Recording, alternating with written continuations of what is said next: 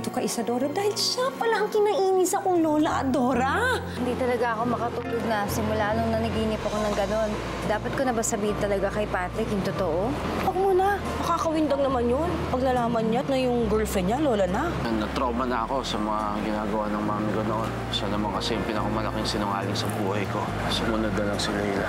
Hi, Layla. Bakit mo ba ako gusto makita? Gusto kong ipaalam sa lahat ng tao ang baho ni Isadora. Yung tipong nasa isang masayang okasyon. Alam ko, malapit na birthday si Patrick. Happy birthday! Oops! I'm so sorry. Ilang taon ka na, Patrick? 25? Eh, itong girlfriend mo, ilang taon na kaya? Kung pumunta ka lang dito para pahingin ako, Miss Ana. Alam ko na ang sekreto mo, Isadora. Isa kang matandang kulubot na uugod-ugod na.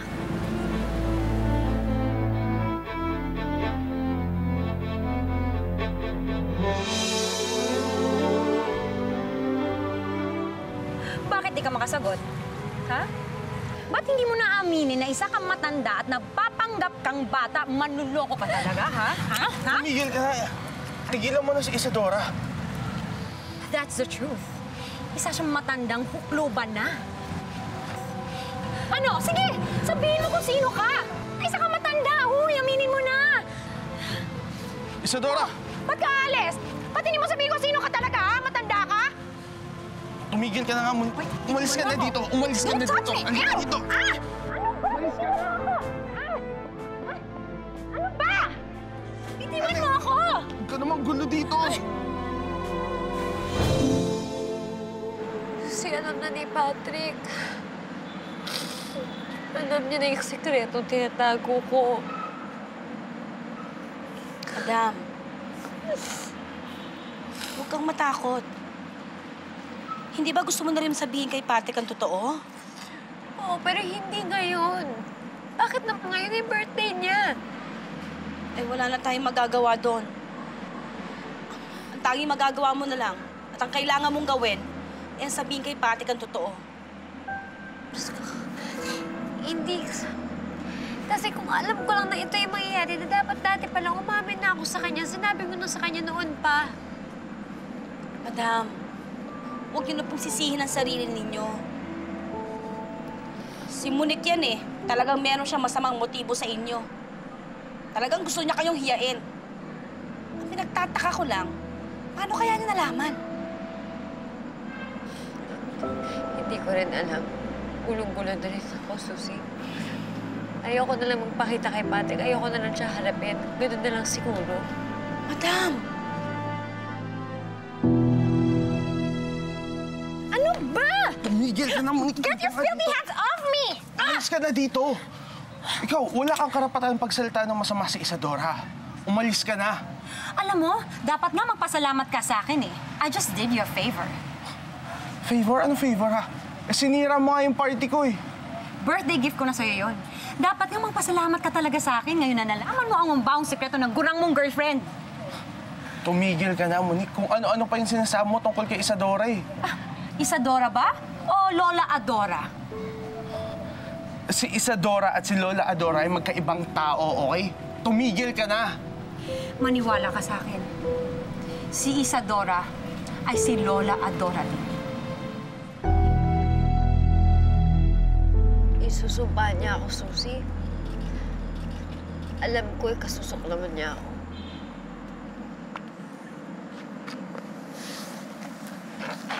Madam, kung ganoon nga po ang mangyari, kailangan mo pa rin kausapin si Patrick. Kailangan pa rin niya malaman ang buong katotohanan. At ikaw ang dapat magsabi noon.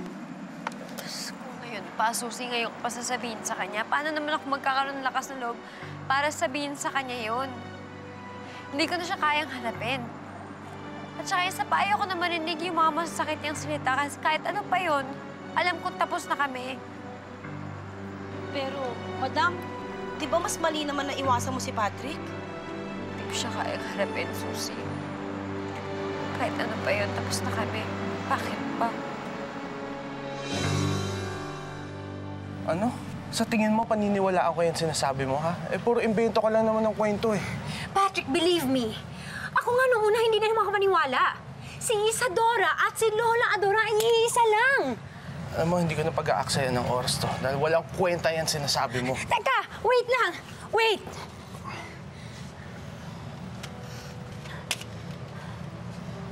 Panoorin mo to. Ito ang proof na hindi ako nagsisinungaling. Nakunan si Isadora ng CCTV camera, nagpapalit ng anyo at naging Lola Adora din.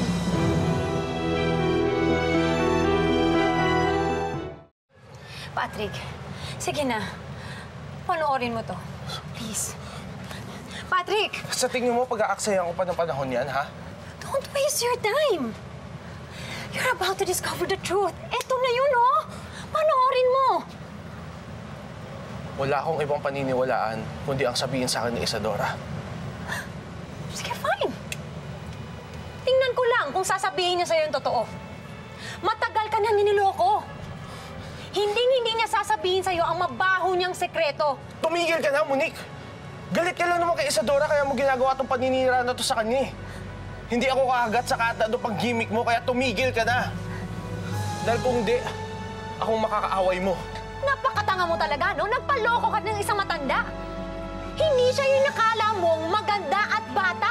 Gurang na ang girlfriend mo. Lola na siya.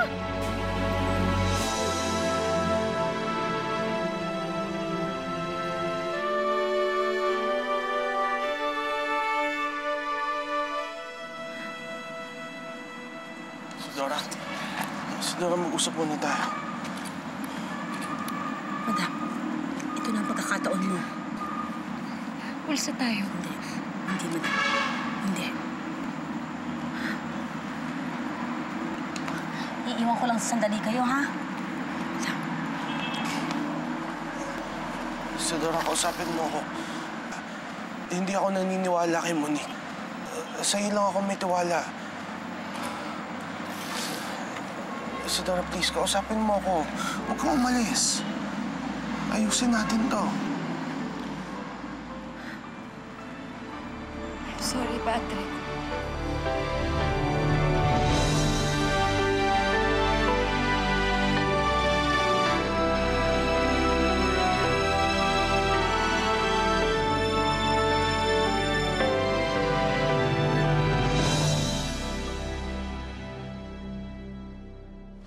Isadora, please, sagutin mo yung tawag ko.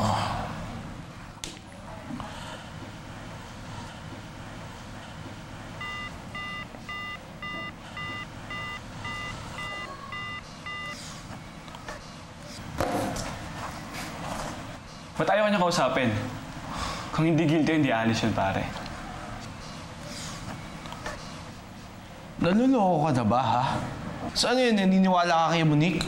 Imposible yung binibintang niya. Paano mangyayari na iisa si Lola Adora at si Isadora, ha? Pare, imposible talaga yun. Pero saan napulit ni Monique yun? Nanggugulo lang yun. Gusto nilang hihiin si Isadora. Si Isadora kasi yung nagpatanggal at nagpapalit sa kanya sa trabaho. Yun. Yun lang naman yung ikagagalit niya, eh. Sira ulo ang maniwala kay Monique. Kahit kailan hindi niya mapapatunayan yung binibintang niya kay Isadora. Pero pare, ang lakas ng loob ni Monique sabihin yun, nang wala siyang katibayan. Pare, alam kong ayaw maniwala. Pero ito, pinabibigay ni Monique. Panoodin mo daw, baka sakali magbago yung isip mo. Hindi na, no? Bakit ko pang gagawin yun? Pare, para mapatunayan mo na walang base ng sinasabi ni Monique. Sa umpisa pa lang, hindi na ako naniniwala sa kanya. Bakit ko pa papanoorin yan? For peace of mind, pare. Ayokong usgahan si Isadora. Pero mas makakagaan ang loob mo to kapag nalaman mo na walang basehan ang sinasabi ni Monique.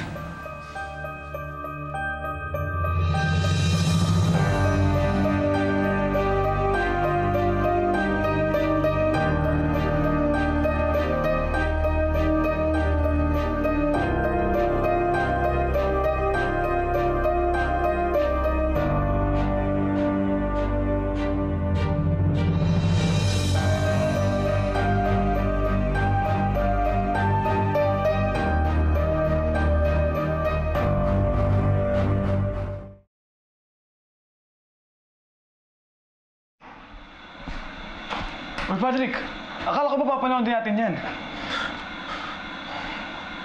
Ayoko, pare. Hindi ko kayang pagdudahan sa Isadora. Kapag panoorin ko yung video na yan, ibig sabihin nagkaroon ako ng alinlangan sa kanya. Pag nagmahal ka ng isang tao, lahat ng tiwala mo ibibigay mo sa kanya, di ba? Kahit na ano pang sabihin niya, yun ang paniniwalaan mo kasi mahal mo siya.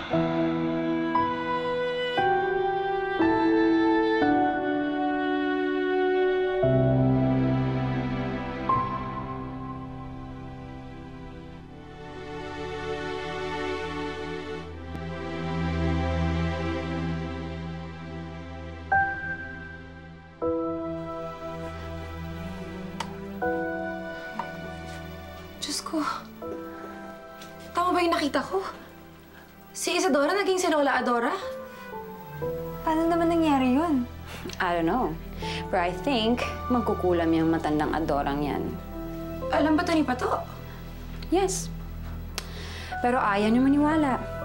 Bulag na bulag sa matanda niyong girlfriend. Teka, totoo ba talaga yung nakita ko?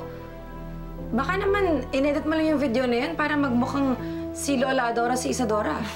Why would I do that? My dear, alam ko mahirap paniwalaan. Pero yun yung totoo eh. I'm sorry, parang ang labo lang talaga na iisang tao lang sila.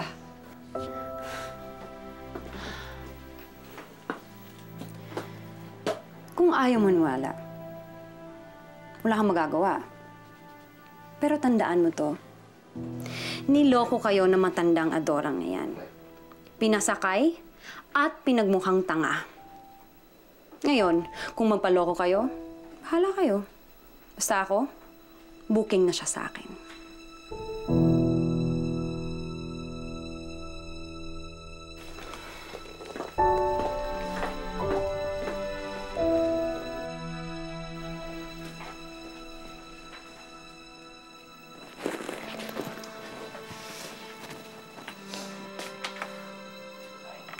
Friend, natatakot naman ako dun sa napanood natin.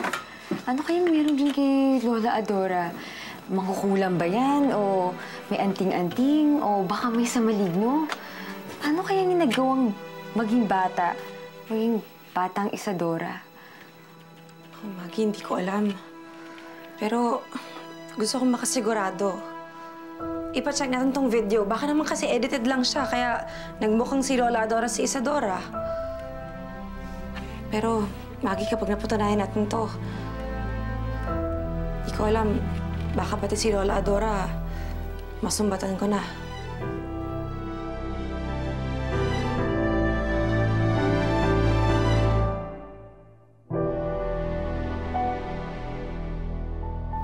Diyos ko, bilisan mo na, Susie. Baka maabutan pa tayo dito ni Patrick at ni Monique. Madam, wala akong pakialam kay Monique. Ang dapat makausap mo talaga ay si Patrick. Bakit ba hindi mo siya harapin? Paano ko siya kakausapin? Hindi naman siya maniniwala sa akin. Nadumihan na ng utak nun ni Monique, no? Ano ba? Madam, ganun ba talaga ang pagkakakilala mo kay Patrick? Sa lahat ng pinagdaanan ninyong pagsubok sa buhay, sa tingin mo ba ganun kakitid ang utak ni Patrick? Hindi ko alam. Gulong-gulo na ako. Totoo lang, gusto kong talaga magtapat kay Patrick. Gusto kong sabihin sa kanya totoo, pero hindi ko magawa. Naduduwag ako. Takot na takot ako na sabihin sa kanya totoo dahil alam ko masakit ang kapalit nito. Sa totoo lang, ayoko na makipagkita at makipag-usap kahit kanino dahil hindi ko maamin na isa na akong matandang kukuluban na nakikipagrelasyon sa isang lalaki na kasing bata ng apo ko.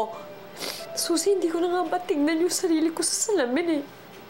Hiyang-hiya na ako.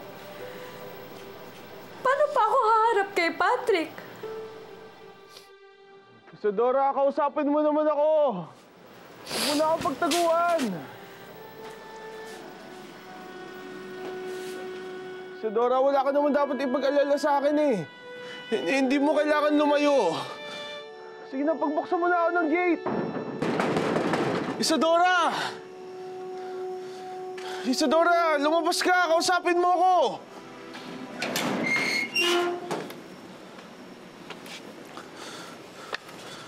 Susie, nasan si Isadora? Wala siya dito, Patrick. Susie, huwag ka naman magsinungaling sa akin. Alam ko nandyan siya. Alam ko magkasama kayo umalis kanina. Patrick, kinalulungkot ko sabihin sa'yo, wala dito si Isadora. Kaya umuwi ka na. Ha? Saka, kung pwede lang, tigil-tigilan mo naman yung pag-iinom mo. Huwag mo naman sirain yung sarili mo, ha? Umuwi ka na.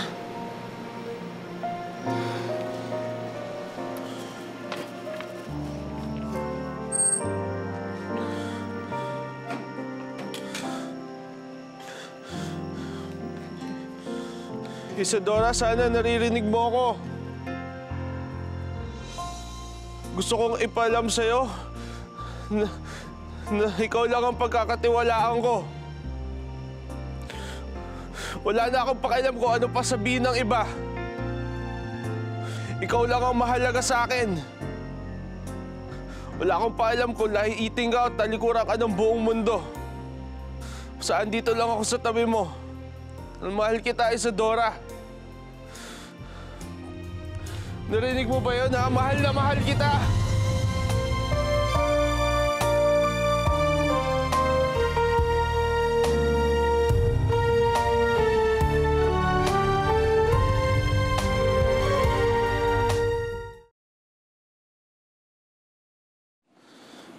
Isadora, please, kausapin mo ako. Isadora! Sir? Gabing-gabi na ho. Nagpapaya ng mga tao. Nakakadisturbo kayo. Ang lakas ng boses nyo. Baka pwedeng pagpabukas na lang natin to. Pasensya na kayo, Chief. Medyo nagkakalabuan lang kami ng girlfriend ko ngayon, eh. Mukhang hindi na kasi kayo pagbubuksan. Ilang beses na kasi kami tinawagan at nagre-reklamo. Bumalik ka na lang bukas. Importante lang ho na makapag-usap kami. Hindi ka namin pwedeng pabayaan dito. Pero, sige, akin na muna yung inumin mo. Baka mamaya, pulis pa makadampot sa'yo, mabagansya ka pa. Akin na. Sir, pabayaan niyo na lang po ako dito. Sandali na lang, hindi na ako manggugulo. Okay, sige. Pero alis ka kaagad, ha? Huwag kang magugulo. Hindi na, okay lang ako dito. Sandali na lang, aalis din ako. Okay, sige. Tara.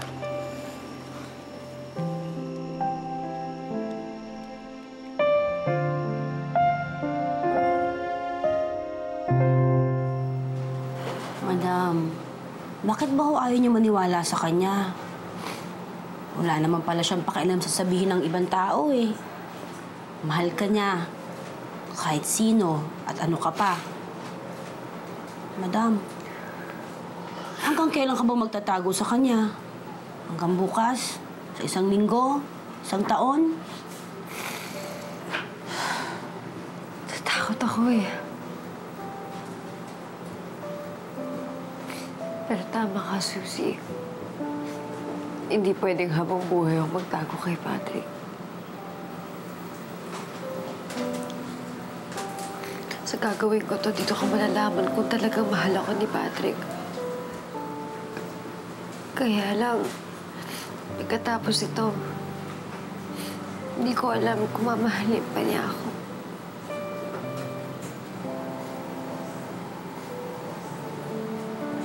Dito ko masusubukan ang pagmamahal niya.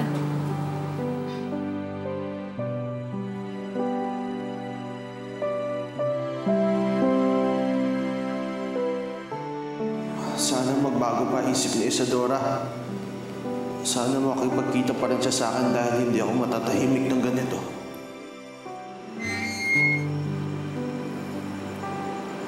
Patrick.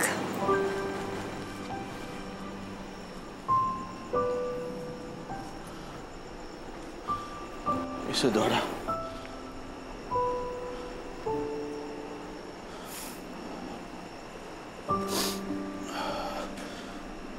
Isadora, salamat at hindi mo ako natiis. Alam kong malalampasan natin to. Sa dami na ng pinagdaanan natin, kayang-kaya natin to.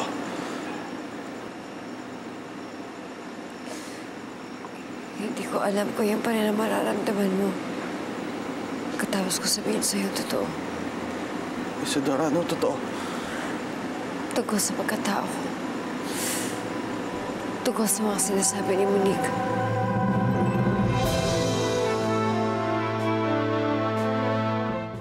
Ano kuya, edited ba tong video na to? Walang special effects yan. Kuha talaga yung CCTV camera. Walang inedit o ginalaw. Yan lang talaga yun. Sige po, salamat. Diyos ko.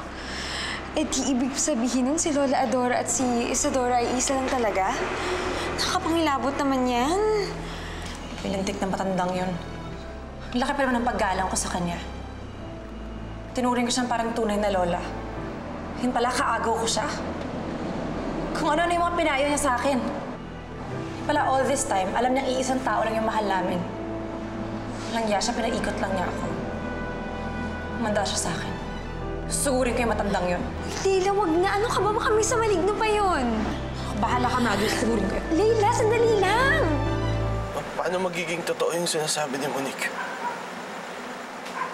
Kami ni Adora ay iisa. Paano mangyayari yun? Hindi ko naiintindihan. Pagmasdan mo ako na may kay Patrick. Pag pumatak ng hating gabi, itong lihim na tagal ko nang gusto sabihin sa'yo.